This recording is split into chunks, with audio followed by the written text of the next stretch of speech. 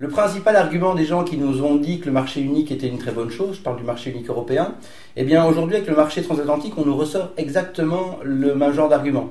À savoir que si on passe d'un marché de 500 millions de consommateurs, c'est plus ou moins la taille de la population européenne, à un marché de 800 millions de consommateurs, eh bien on va créer une sorte d'immense appel d'air pour les sociétés marchandes qui vont trouver de nouvelles opportunités pour investir, qui vont donc engager et qui vont créer une ère de richesse. Et l'Europe, qui a beaucoup évolué quand même depuis sa naissance, est de plus en plus une entité autocratique et qui ne connaît qu'une logique. C'est celle de servir de plus en plus des sociétés multinationales qui sont même plus des sociétés privées, qui sont de véritables empires marchands, parce qu'il n'y a pas d'autre terme pour les décrire finalement, c'est vraiment des empires.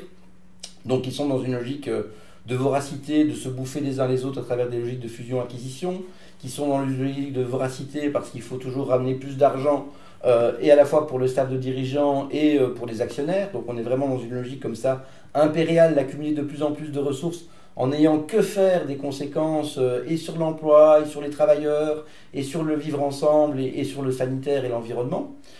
Et l'Europe aujourd'hui est dans une logique où elle sert de plus en plus ces intérêts-là. Donc cette Europe-là, effectivement, moi je pense qu'elle n'a absolument plus aucun sens et plus aucune légitimité. Ce qui est important, c'est de prendre conscience des enjeux qu'il y a derrière, de se rendre compte que ce genre de projet politique, il passe parce qu'on essaye de nous faire passer ça comme des choses qui n'ont rien à voir avec nos vies quotidiennes.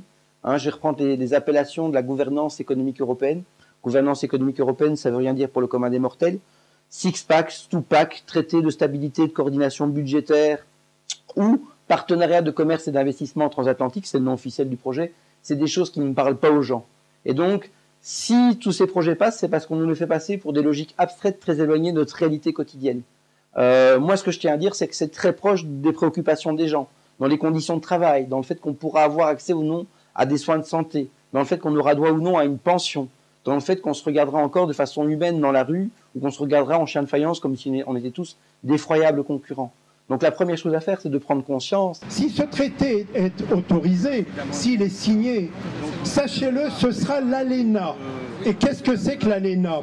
L'ALENA, c'est simplement un traité qui lie les États-Unis, le Canada et le Mexique pour l'instant, qui est en train de se signer avec le Brésil et le Paraguay, et qui dit que dans un des pays signataires, aucun des produits, et là je parle du commerce, ou de la mise en culture, de la mise en fabrication, aucun des produits qui est fabriqué et autorisé dans un des pays ne peut être interdit dans les autres.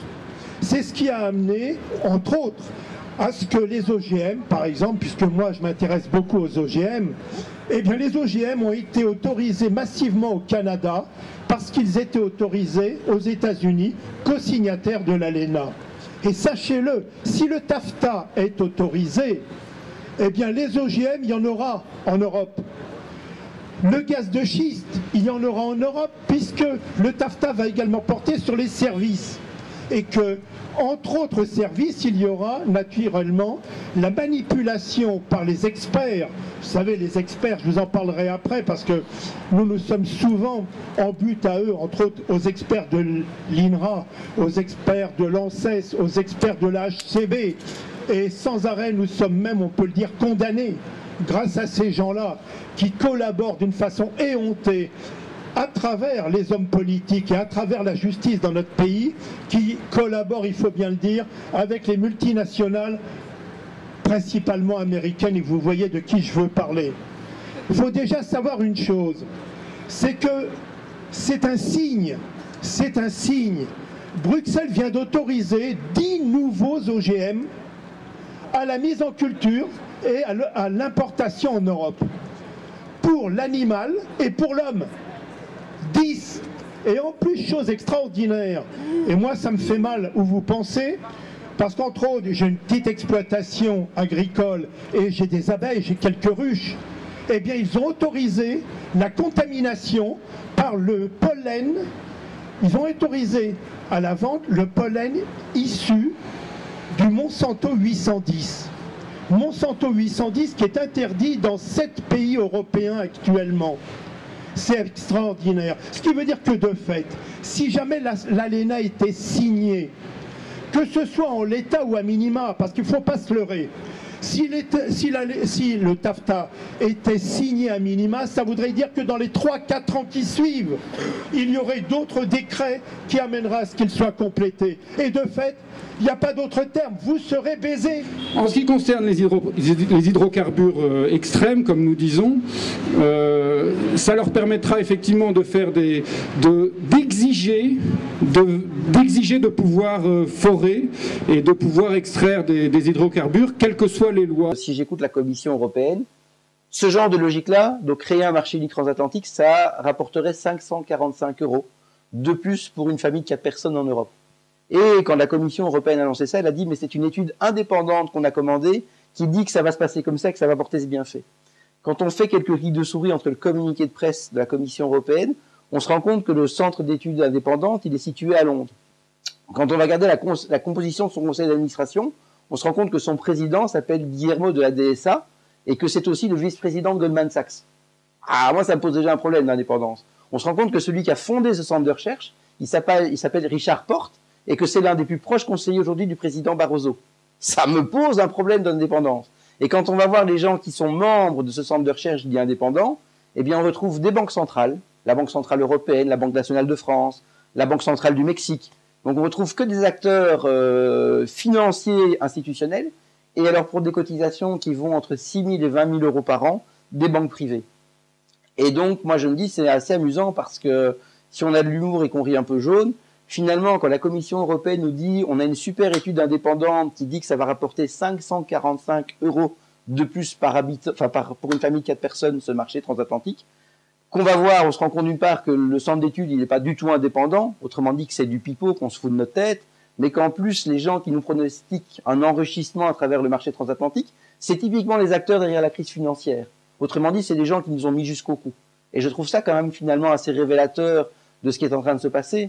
C'est qu'on est en train de nous dire qu'on va s'enrichir grâce au marché transatlantique, et ceux qui nous le disent sont déjà les gens qui ont mis en place les logiques qui nous enfoncent de plus en plus. Vous avez le droit de porter plainte si vous estimez que vos profits actuels ou attendus, espérés, sont entamés par une action quelconque de l'État.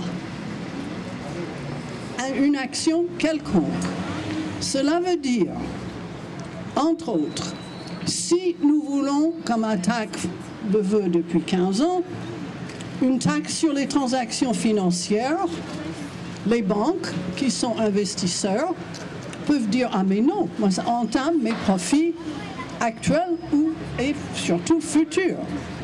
Si vous voulez une loi contre les OGM et que ça tienne, non, Monsanto fait partie des investisseurs.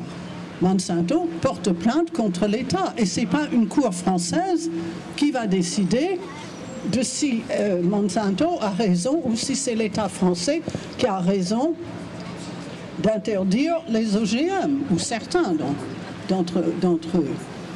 Si vous estimez qu'il y a trop de résidus de pesticides et que le gouvernement accepte cette opinion et veut faire une loi contre, c'est terminé. La compagnie de pesticides porte plainte et c'est vrai que ça entame ses profits actuels ou futurs. Alors, jusqu'ici, plus d'un tiers des cas décidés ont donné lieu à des compensations de plus de 100 millions de dollars. Plus de 100 millions de dollars qui paient, eh bien vous, les contribuables. Vous payez les avocats, vous payez le tribunal, vous payez les arbitres, vous payez les compensations qui sont décidées par ces tribunaux d'arbitrage. On vit une époque où Vox Populi, Vox Dei n'a aucun sens. Il est hors de question, à moins d'avoir vraiment une volonté suicidaire, de procéder à un référendum, demander aux peuples européens, en l'occurrence français, voulez-vous, oui ou non, un marché transatlantique? On sait d'avance, ce serait un non à 80%.